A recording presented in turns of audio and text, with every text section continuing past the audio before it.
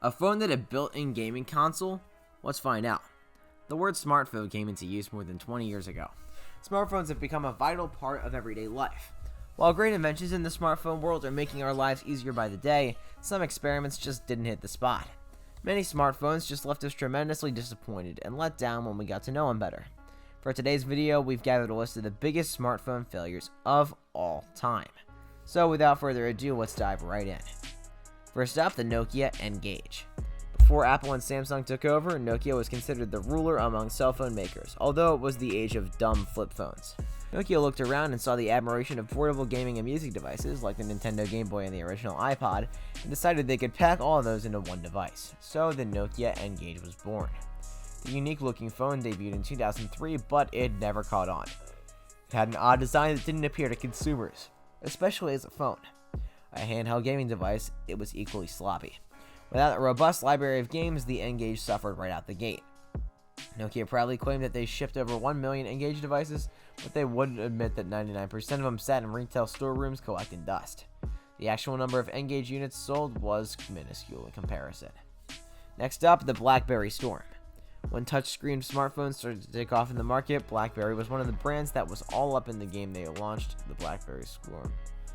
Reviews described the 2008 BlackBerry Storm as the worst smartphone ever. It had a clickable touchscreen that some users found satisfying, but many found rather confusing.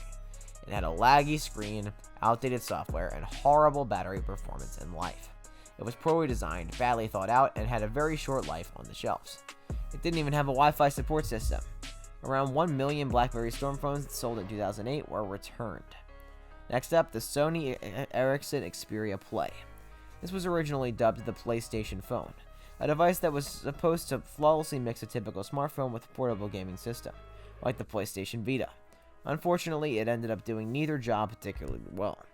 This device, which eventually dropped the PlayStation branding from its name, featured a slide-out gamepad, complete with the classic PlayStation buttons. The big selling feature was supposed to be a PlayStation Mobile, an app that would allow owners to play classic PS1, PS2, and PSP games. And it kind of worked, but games that use new touchscreen technology were all the rage. There's a reason Angry Birds turned into a real franchise. The Xperia Play's limited hardware prevented it from being updated to Android 4.0, and that basically turned the phone into an antique overnight. Next up, the Amazon Fire Phone. The next smartphone fail was back in the year 2014. Amazon decided to enter the smartphone market while doing well with their tablets. For some odd reason, they ignored the budget approach that had helped them well. The Amazon Fire Phone was a big disaster for the company.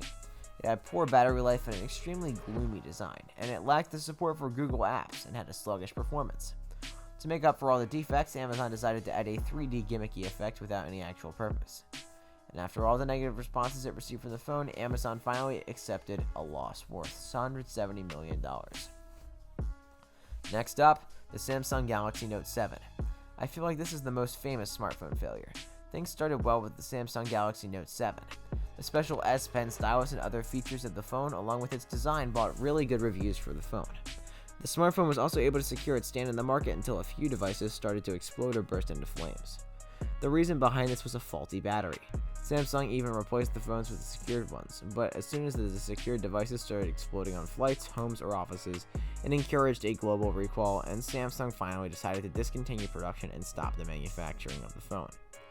Next up, the HTC First. Facebook blew up so fast into such a huge company that rumors existed that they were going to branch off into pretty much any tech business that existed. Since it was already the most widespread app on pretty much any other smartphone, the social media giant decided to cut out the middleman and produce its own phone in 2013. Partnering with HTC, they introduced the First, a device which was lovingly called the Facebook phone. The idea was that the home screen would be dominated by Facebook, including status updates and incoming messages. In reality, the OS was just a hacked-together version of the Android given a Facebook skin. Turns out, everyone was perfectly fine with just having Facebook be another app on their phone.